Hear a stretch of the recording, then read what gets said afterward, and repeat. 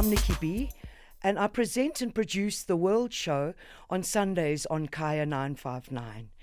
I started with Kaya when it was launched in 1997. Actually, I started with Kaya before we launched in 1997. And I'll go back a little bit to how I got the job on Kaya. I started DJing in 1990. I'd been living in Swaziland and I came back to Johannesburg. And by default, I started DJing at a party. And this led to me getting a residency at a small venue in Yeovil. And there was a man called Peter Makarube who used to come and watch me play or listen to my sets.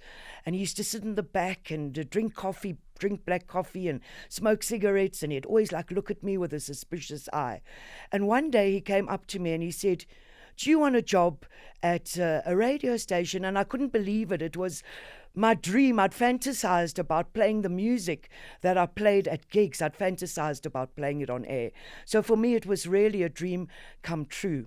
And it just so happened that Peter Makarube was a radio producer, and he'd mentored many of the great radio personalities. He'd mentored people like Bob Mabena, Sekali Mogotsi, Lawrence Dube, and so many others. He'd come from the radio bop background. And he was part of the team that was setting up for the launch of Kaya, and he was producing some of the presenters or some of the shows that were there. So I went for an interview, I got the job, and we were kind of preparing for the launch of this groundbreaking radio station, because really what Kaya offered was something that South Africa had never seen. The original aim of Kaya was to really reach educated people, intelligent people, but also to appeal to those who'd been in exile and were returning. It was the first black-owned independent radio station launched in our country after democracy. And I mean, that itself really is a reflection of the pioneering spirit in which Kaya came about. I know that Kaya was the brainchild or the dream of two specific people. It was Lawrence Dube and Tebogo Matima, both of which came from Radio Bop days. Lawrence, I think at the time, was working on Metro FM, but him and Tebogo had the first idea and put down the first paper that was the proposal to launch this radio station, the first black-owned radio station. So before we went on air, we were called in, we had voice training sessions, we had team building sessions, and we also had to put music into the system. We were starting this radio station from scratch. And I remember bringing my CD collection, everything from Hugh Masekela to Salif Keita to Sade, Marvin Gaye. In fact, if I go back to my CDs, I've still got little stickers on them to know that we put those into the system. So I always boast and say, that Marvin Gaye you're listening to, that was from my CD collection. And we loaded music. We'd spend nights loading music into the system so that we had enough music to launch the station. And we had events as a build-up to this new station, and the promise that it brought us as broadcasters and as people who loved music. But let me go back to the beginning. So finally, the day came when we were going to launch Kaya. It was the 1st of August in 1997. We all met at the Kaya, the first Kaya home, which was also in Rosebank. It was up the road from where we are now in Bolton Avenue. And we all met there at 5 o'clock in the morning. There was a big marquee. Guests had been invited. The press was there. It was like a huge party at 5 o'clock in the morning as we prepared for 6 o'clock, when all the presenters and this team of Kaya squashed into our tiny little studio, and Lawrence Dube opened at 6 a.m. with the first Kaya FM 95.9. That was the slogan then. And it was such an amazing moment, because there was the sense that it was a new democracy and we had a voice to share on the airwaves and people to represent in our country, and for those that were returning as well after years in exile. In fact, I have here, it was one of the articles. This one came out on the 5th of July. Actually, this one was even before. This was as a warm up to the launch. This was telling the world what they could expect from this groundbreaking radio station. There we go. I found the article. And this article came out on the day, the 1st of August, and it says Radio Man Dubé takes on the challenges of the new Kaya FM. When I started the World Show, it was in the same slot that it is now. It has changed over the years and moved slightly to different slots, but it started as 6 to 9 p.m. on a Sunday night. And right now, I'm back to 6 to 9 p.m. on a Sunday night. The World Show's always been on a Sunday night.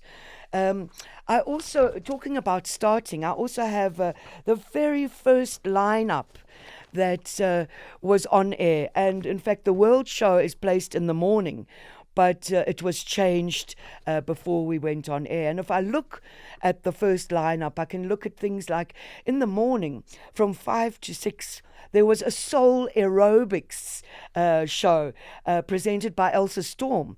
So now we have the visuals, digital visuals or videos. But those days it was an aerobic class done on radio, which was also quite a breakthrough. Then we had Lawrence Dubé in the morning drive from 6 to 9. We had Nothemba Madumo, who is another iconic presenter, doing a women's show from 9 to noon. And the midday show was done by another iconic presenter. And both Nothemba and Tony have been on television as well as radio. Tony and Doro did the midday show. Ernest Pillay, another legend, was the afternoon drive. He also came from Radio Bop. And Tebogo Matima, one of the founders of Kaya, did the evening drive from 6 to 9. Just Ice Ramahlola was also one of our presenters from 9 to midnight. And then we had Tumi and Huey doing soulful sounds from midnight to 5:30. We also had the likes on the weekends of Mark and Alex Rancelli, who were big pop stars at the time. And Ian Segola did our weekend wake up. I'm just going to touch on some of these. We did classics of our times with Natalia De Rocha, a singer and an actress. Given Makari presented 6 to 9 on a Saturday evening with a show called Upbeat. And one of the greatest shows that Kaya ever had was presented by Hugh Masekela and Spongile Kumalo. It was called Melody, and it had a byline. Melody is what it was called. And it had a byline of Vavas J. So really they looked at stories and iconic moments from their experiences as musicians and as creatives. And they presented that on a show where they spoke about these stories, told these stories, and played music that was relevant. For me, as the World Show, each and every week is a joy. It's 24 years since the World Show started, because it started with Kaya FM. And I still get as excited each and every Sunday, as excited and even as nervous as I did 24 years ago. I love what I do, and I love and honor and appreciate the fact that I've had this platform for so long. Another of my greatest highlights was interviewing Miriam Makeba. She'd come back to the country. She hadn't been here for very long, and she was really difficult to reach, and she didn't want to do interviews. But through a friend, I got an interview with her. But she had said, come to my house for the interview. I was so nervous. I was so nervous. I was going to go to Miriam Makeba's house and interview her. I remember the night before thinking how nervous I was and how I was going to cope with this, and having to remind myself that she was a human being and she had the same needs as any human being. She had to eat, she had to breathe air, and I had to over and over remind myself that I was going to speak to another human being. I was so excited. So I phoned a friend of mine, Oscar Gutierrez, who is one of the most important photographers of music. I mean, he really is a legend, and his work is incredible. But I phoned Oscar and I said, "Can you come with me? In 2 days' time, I've got an opportunity to interview Miriam Makeba at her home." And he said, "Nicky, I'm on a plane from Cape Town. I'm coming straight there. I'll drive from the airport and meet you there." And that's what he did. So we arrived at her house, and a woman opened the door and said, "Mazi's gone to the shops. She said you must just wait for her." So we thought, fine, and we sat in the lounge and we waited for her. And she arrived with, shopping bags full of food, and she was going to cook for us. She wasn't just going to let me interview her. It was going to be a whole day.